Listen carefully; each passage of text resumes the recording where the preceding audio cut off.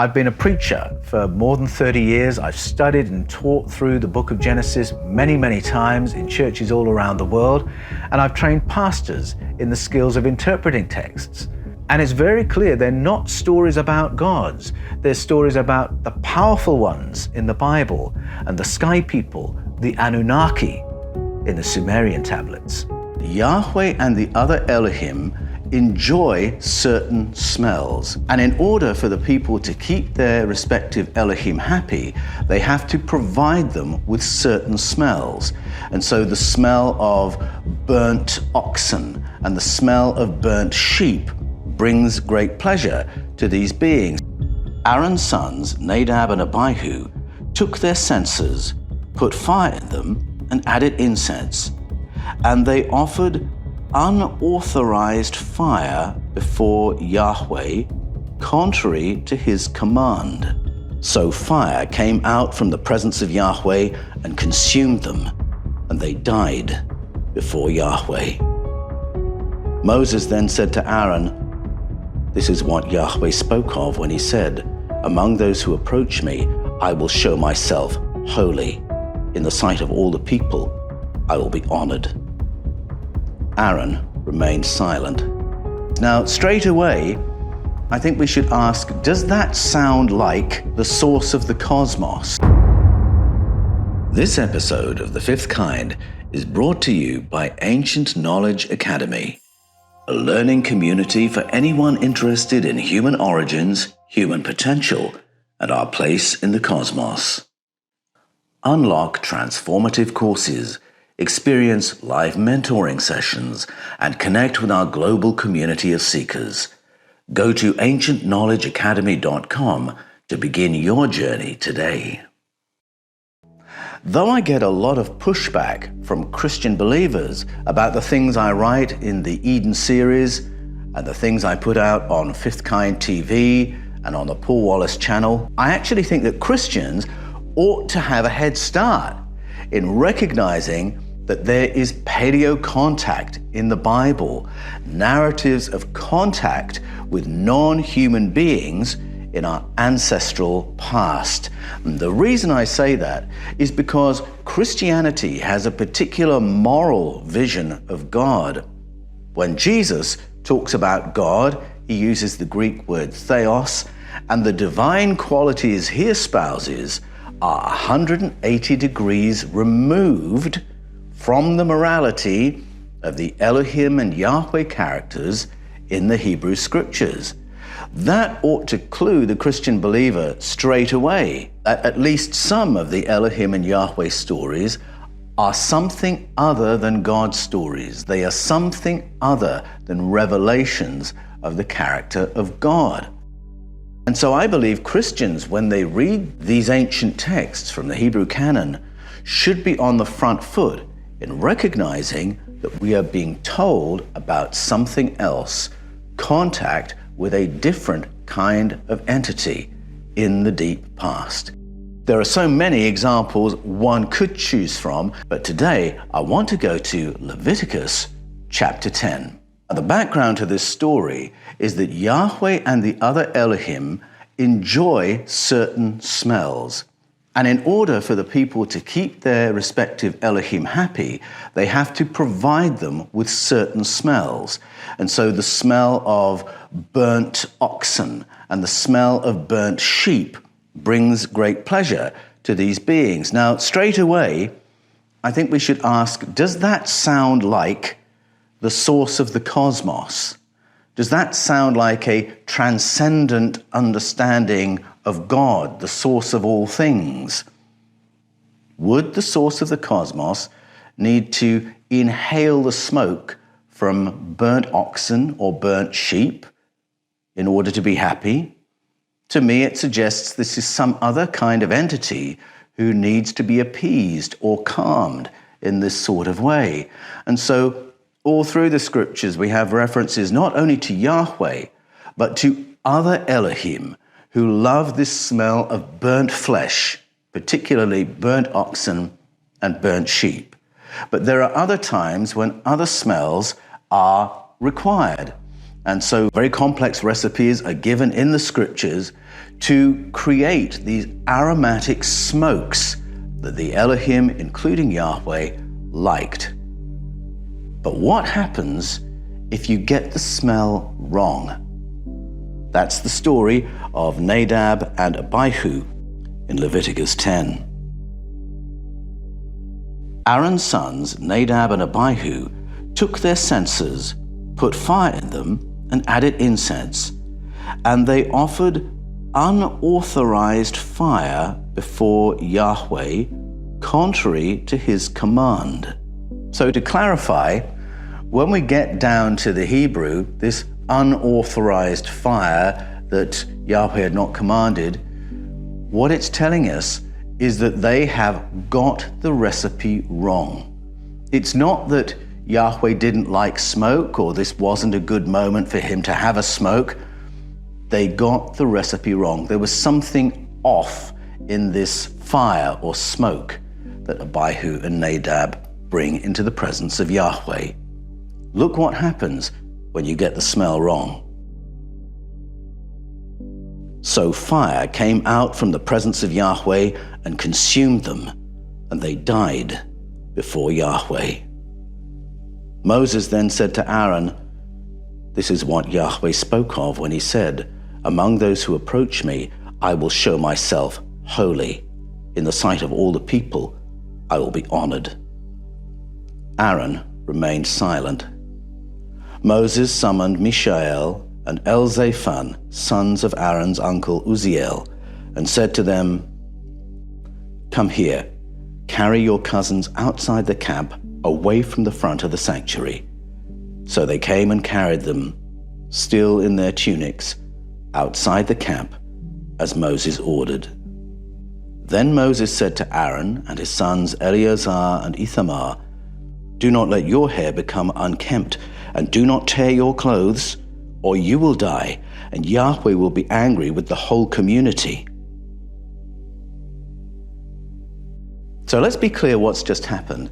Two of the sons of Aaron is the high priest, his sons are priests, have taken in an incense offering to Yahweh, but it wasn't strictly according to his instructions. They've got the recipe wrong.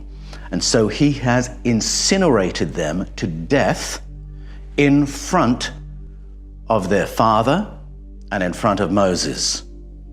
And when this happens, Moses says, "Don't say anything, Aaron. I told you he was like this. Go and get your cousins to get the bodies out of there, and they must not show any mourning," that's the tearing clothes and hair unkempt, "because that will offend Yahweh, and they will be killed as well." What's the purpose of this story?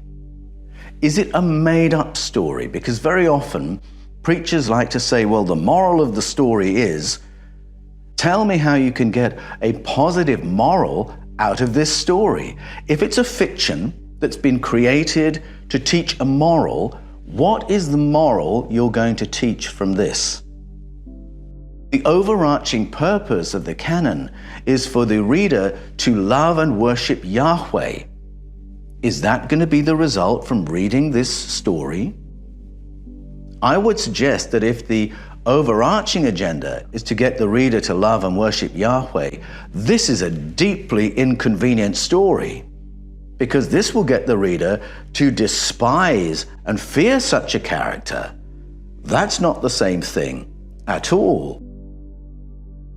If the agenda is to get the reader to worship Yahweh, this is a deeply inconvenient story that would have been better left out. So we have to ask, why has it been included?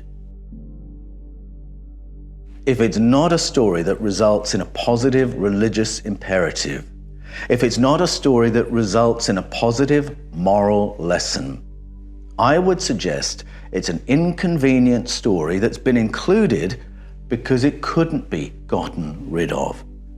In other words, it was a part of the cultural memory that, though inconvenient, had to be included because it was known. If that's the case, then it's a memory of something that is not God. Now, someone might say, but wait a minute, I believe Yahweh is God. And certainly there are passages in the Hebrew scriptures where the word Yahweh seems to be used in that way, when Yahweh is the ideation of the creator of the cosmos, when Yahweh is the recipient of worship. All sorts of grandiose and transcendent things are said about Yahweh. But I'm talking about these passages where Yahweh is an active player in the story, because in this story, Yahweh does something. He incinerates people who've got the smell wrong. So where's the religious imperative from that? Where is the positive moral from that?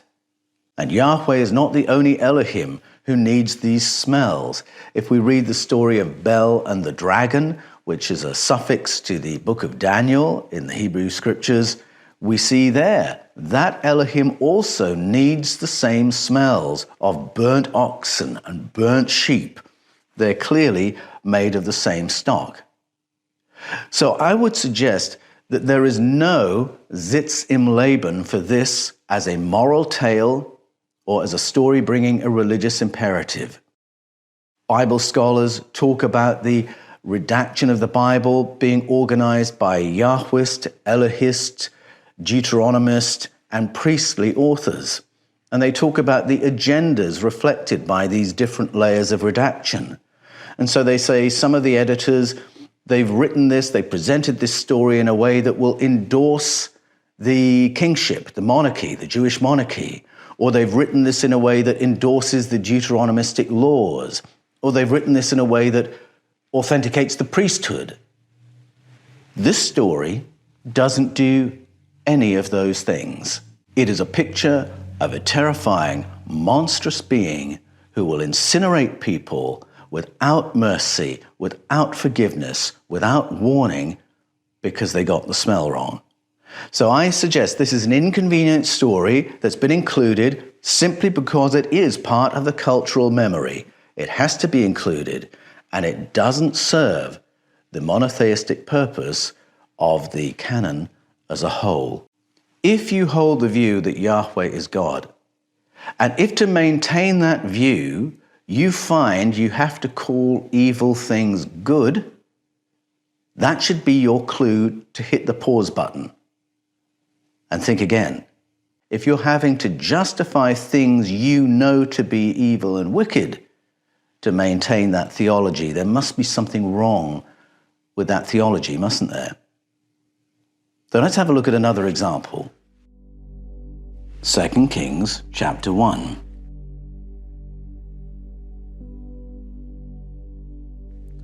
After Ahab's death, Moab rebelled against Israel. Now Ahaziah, the king, had fallen through the lattice of his upper room in Samaria and injured himself. So he sent messengers saying to them, "Go and consult Baal-zebub, the god of Ekron. Go and consult Baal-zebub, the Elohim of Ekron, to see if I will recover from this injury." So he sent messengers saying to them, "Go and consult Baal-zebub, the Elohim of Ekron, to see if I'll recover from this injury." But the messenger of Yahweh said to Elijah the Tishbite, "Go up and meet the messengers of the king of Samaria and ask them, is it because there is no Elohim in Israel that you are going off to consult Baal-zebub, the Elohim of Ekron? Therefore, this is what Yahweh says, you will not leave the bed you're lying on. You will certainly die." So Elijah went. When the messengers returned to the king, he asked them, "Why have you come back?" "A man came to meet us," they replied, "and he said to us, 'Go back to the king who sent you and tell him, this is what Yahweh says. Is it because there is no Elohim in Israel that you are sending men to consult Baal-zebub, the Elohim of Ekron? Therefore, you will not leave the bed you are lying on. You will certainly die.'" The king asked them, "What kind of man was it who came to meet you and told you this?" They replied, "He was a man with a garment of hair and with a leather belt around his waist, The king said, "That was Elijah the Tishbite." Then he sent to Elijah a captain with his company of 50 men. The captain went up to Elijah, who was sitting on the top of a hill, and said to him, "Man of Elohim, the king says, 'Come down.'" Elijah answered the captain, "If I am a man of Elohim, may fire come down from heaven and consume you and your 50 men." Then fire fell from heaven and consumed the captain and his men. At this, the king sent to Elijah another captain with his 50 men. The captain said to him, "Man of Elohim, this is what the king says, 'Come down at once.'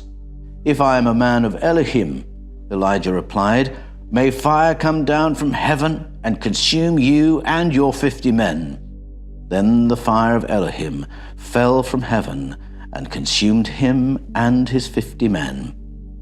So the king sent a third captain with his 50 men. This third captain went up and fell on his knees before Elijah.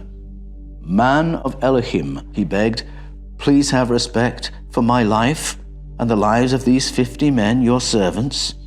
See, fire has fallen from heaven and has consumed the first two captains and all their men, but now have respect for my life." The messenger of Yahweh said to Elijah, "Go down with him, do not be afraid of him." So Elijah got up and went down with him to the king. He told the king, "This is what Yahweh says. Is it because there is no Elohim in Israel for you to consult, that you have sent messengers to consult Baal-zebub, the Elohim of Ekron? Because you have done this, you will never leave the bed you are lying on. You will certainly die." So he died, according to the word of Yahweh that Elijah had spoken. King Ahaziah had broken his back. He wanted to know if he was going to recover. And so he sent for word to a neighboring Elohim. The word, of course, means powerful one. He sent messengers to get a medical prognosis from a neighboring Elohim, presumably because he had heard that the powerful one of Ekron was good at medical prognostics. But apparently, when either Yahweh or Elijah, the messenger of Yahweh, or the messenger who communicates on Yahweh's behalf to Elijah, when they get wind of this, Yahweh is very offended and says, "Because you've consulted the wrong Elohim, I'm going to make sure you die." That's really the nub of the story. What kind of person would treat a wounded man that way? It's the way Yahweh does. And not only that, but he incinerates 100 people when they are sent as part of the king's inquiry into the matter. Just like that. These soldiers hadn't done anything wrong. These are 100 innocent people in the service of the king who Yahweh dispenses with just like that. Tell me, what is the religious imperative from this story? Never question. Never go to another doctor. Never think for yourself.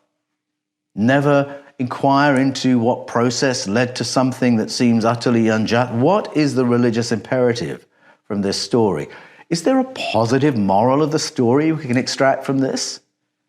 I think if the agenda of the whole canon is to get us to love and worship Yahweh, this story is a fly in the ointment.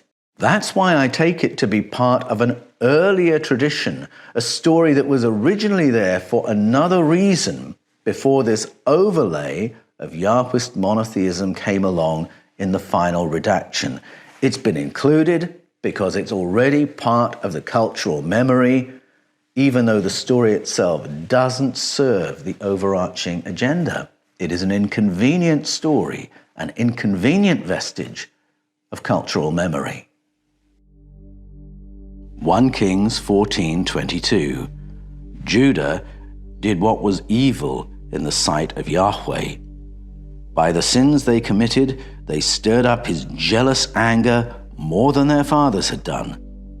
They also set up for themselves high places, sacred stones, and Asherah poles on every high hill and under every spreading tree. There were even male shrine prostitutes in the land, the people engaged in all the detestable practices of the nations that Yahweh had driven out before the Israelites. 2 Kings 17:10. From every watchtower to every fortified city, they built themselves high places in every place they lived. They set up sacred stones and Asherah poles on every high hill and under every spreading tree. At every high place they burned incense, as the nations whom Yahweh had driven out before them had done. They did wicked things that provoked Yahweh to anger. They worshipped idols, though Yahweh had said, "You shall not do this." Yahweh warned Israel and Judah through all his prophets and seers, "Turn from your evil ways, observe my commands and decrees, in accordance with the entire law that I commanded your fathers to obey, and that I delivered to you through my servants the prophets." But they would not listen, and were as stiff-necked as their fathers, who did not trust in Yahweh, their Elohim. They rejected his decrees and the covenant he had made with their fathers and the warnings he had given them. They followed worthless idols and themselves became worthless. They imitated the nations around them, even though Yahweh had ordered them, "Do not do as they do." And they did the things Yahweh had forbidden them to do. They forsook all the commands of Yahweh their God, and made for themselves 2 idols cast in the shape of calves, and an Asherah pole. They bowed down to all the starry hosts, and they worshipped Baal. They sacrificed their sons and daughters in the fire. They practiced divination and sorcery, and sold themselves to do evil in the eyes of Yahweh, provoking him to anger. And this is written as it being Yahweh speaking to his people. "Long ago you broke off your yoke and tore off your bonds. You said, 'I will not serve you.' Indeed, on every high hill and under every spreading tree, you lay down as a prostitute." And in Jeremiah 3:6, "During the reign of Josiah, Yahweh said to me, 'Have you seen what faithless Israel has done? She has gone up on every high hill and under every spreading tree and has committed adultery there.'" What's interesting about these passages is that the writers of 1 and 2 Kings and Jeremiah are recording what Jewish religious practice looked like in the 8th to 7th centuries BCE. It did not look like Yahwist monotheism.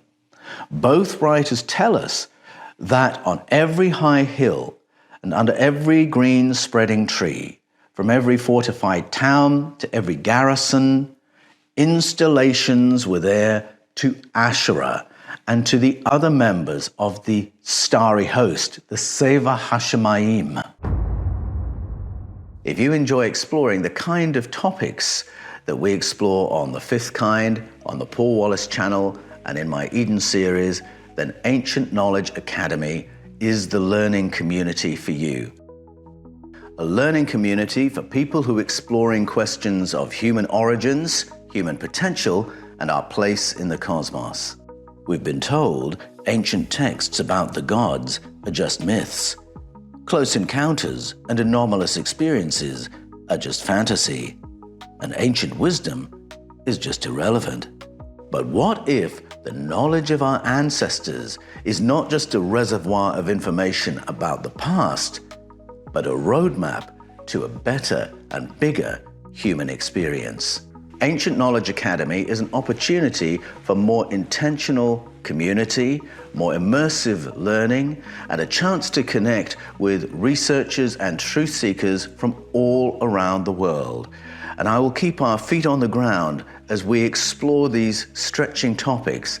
And with every subject that we bring to the courses and modules at the Academy, I will always take us to ancestral wisdom and ancient knowledge, believing that what we have in indigenous story and ancestral narratives are resources not just to understand the past, but to understand ourselves in a truer light and equip ourselves for life in the 21st century. Courses at the Academy will include all new material, audio, video, and written resources, and live face-to-face elements so that we can make this learning journey together and in real time. And the Academy enables me to connect more closely with more people who are motivated to make a paradigm-shifting journey and transform their lives. Are you ready? Unlock transformative courses, experience live mentoring sessions, and connect with our global community of seekers. Go to ancientknowledgeacademy.com to begin your journey today. Now, the Saba Hassamayim we often translate as the heavenly host. We could equally translate it as airborne armies or sky fleet. Whichever way you translate it, it's to the plurality of Elohim, plural powerful beings honored in the 8th to 7th century BCE. And in particular, of course, we have figurines created or poles created to commemorate Asherah, this female entity honored with bringing the gift of agriculture and food and civilization to the ancestors of the Jewish people.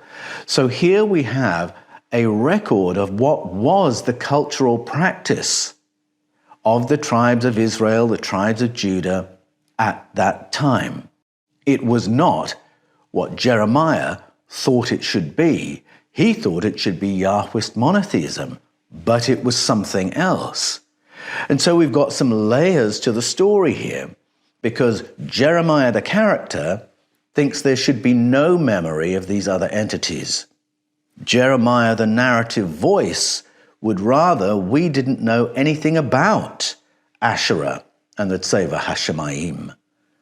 But the authors of these books have guaranteed we will never forget that Saba Hassamayim, the plural powerful beings, Asherah being among them. And so in order to accommodate this very unwelcome memory of ancient cultural practice, the writers have to express a value concerning it. How do the writers do this? Well, they do it using value language and by adding some other details. So they have to acknowledge that the people of Israel, the people of Judah at that time, did not remember the reign of Yahweh as something positive. They remembered it as something negative. And that they remembered Asherah positively. He has to acknowledge this. He has to acknowledge that it was in every place they lived that they honored Asherah. But now he has to add something to make us think this is terrible. He calls these figures idols.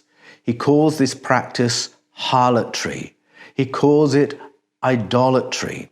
He associates it with killing children. He associates it with all kinds of other awful things, he says, detestable things that Yahweh doesn't like, but he never names them. And by stacking these other things alongside the commemoration of Asherah, he invites us to see the commemoration of Asherah in the same light.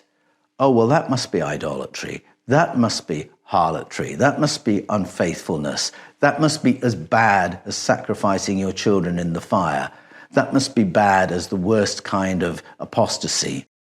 You can see how the writer is wanting us to take this memory that he can't extinguish, but see it in association with very negative and bad things.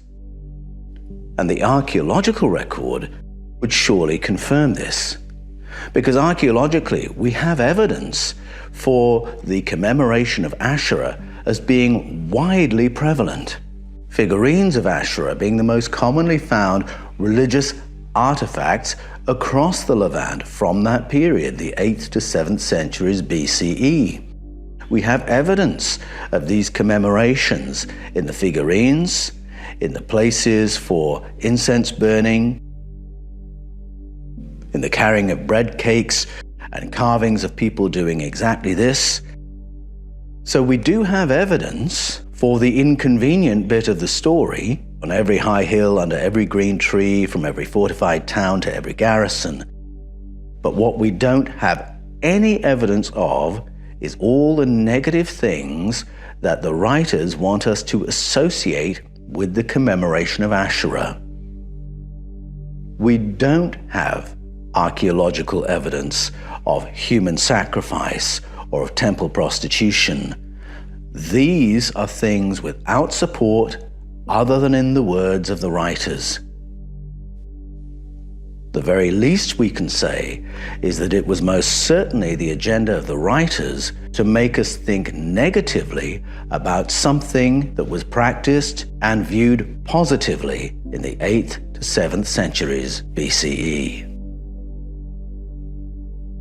And so once again, we can see that we have an inconvenient cultural memory that has to be included, but then a spin added to it so that we will move away from it thinking, well, that was bad, wasn't it? We should be good Yahwist monotheists, shouldn't we? And so I think we have 3 examples of stories that when you ask, what did the writer just tell us happened? The brute facts of the story are deeply inconvenient to the overarching agenda of getting us to love and worship Yahweh. But they've had to include them because they're part of the cultural memory, but they're going to try and put a spin on them so that they don't fight against the actual take-home message that the writer wants us to go home with. So let me ask you this. If these are not invented stories, if these are not moral stories, if these are not fables created to bring a religious message or a moral message, then what are they? And if they are memories of something inconvenient, what are they memories of? Are they memories of the transcendent source of the cosmos or of something else? These beings that made up the sky fleet, the Saba Hassamayim, what were they if they were not Almighty God? What were the Elohim of Ekron and Asherah if they were not Almighty God? Who and what were these beings? What are we to think?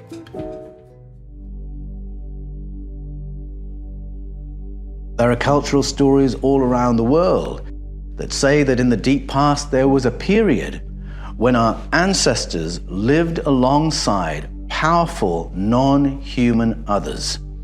And there were glorious and happy aspects to that experience, and there were deeply disturbing aspects to that experience too. Did all these cultures around the world coincidentally invent the same story? Stories that do not aggrandize their kings or their ancestors or their elders or even the gods. Stories that would seem to be very inconvenient and yet have been curated from age to age. I believe when you take the Bible out of its bubble and read the Elohim stories alongside the Babylonian stories of Anunnaki, alongside the Bianili stories of the Tingir, alongside Assyrian stories of the genies and their ancient carvings, when you listen to it alongside the stories of feathered serpents out of Egypt, out of Mesopotamia, out of Mesoamerica, out of China, there is a very coherent picture that emerges of human beings living alongside powerful non-human others. And that is the plain reading of the texts in the Bible. In order to interpret these as stories of God, you have to accept the violence and immorality of their behavior and call it holy. Are you willing to do that? Take a moment to read these scriptures, which are just the tip of the iceberg in terms of unjust laws and mass killings at the hands of just one of the Elohim, the one named Yahweh.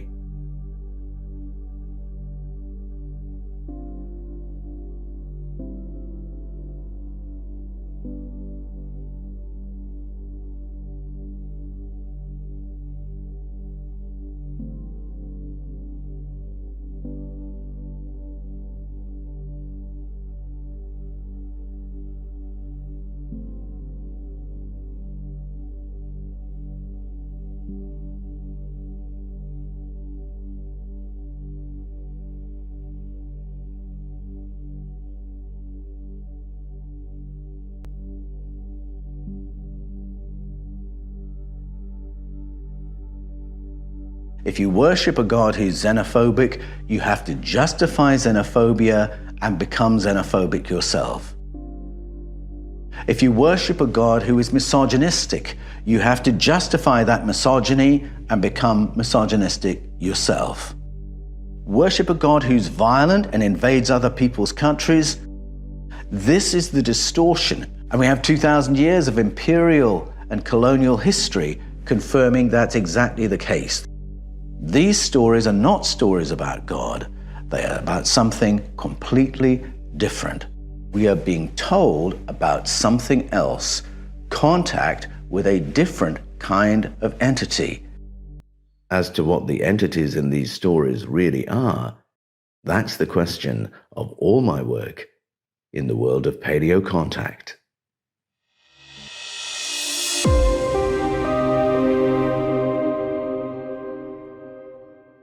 Unlock transformative courses, experience live mentoring sessions, and connect with our global community of seekers. Go to ancientknowledgeacademy.com to begin your journey today.